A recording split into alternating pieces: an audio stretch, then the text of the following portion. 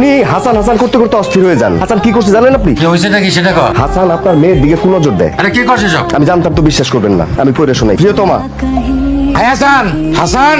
জি sir. নিমক খারাম রাস্তার থেকে তুলে নিয়ে আসছিলাম তোরে, আর সেই তুই আমার মেয়ের দিকে কোন নজর দেস? কি লাগছ সেগুলা? হ্যাঁ, কি লাগছ সেগুলা? আমার একটা কথা শুনেন। তোর কোনো কথা আমি শুনতে চাই না, বদমাস।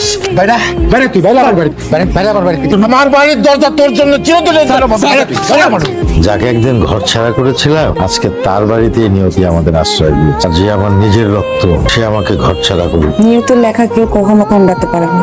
শোনো, আমি একটু ঢাকার বাইরে যাচ্ছি। কোনো কাজে? হ্যাঁ, ছোট্ট একটা কাজ। কতক্ষণের জার্নি? এই তো বেশিক্ষণ না। আজকে রাতে থাকতে হবে?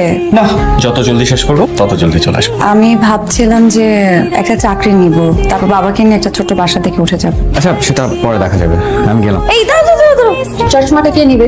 আমি না থাকলে তোমাকে যে কে গুছিয়ে দিবে? তুমি তো গুছিয়ে দেওয়ার ভয়ে অন্য বাসা নেওয়ার জন্য অস্থির হয়ে যাচ্ছ। বলে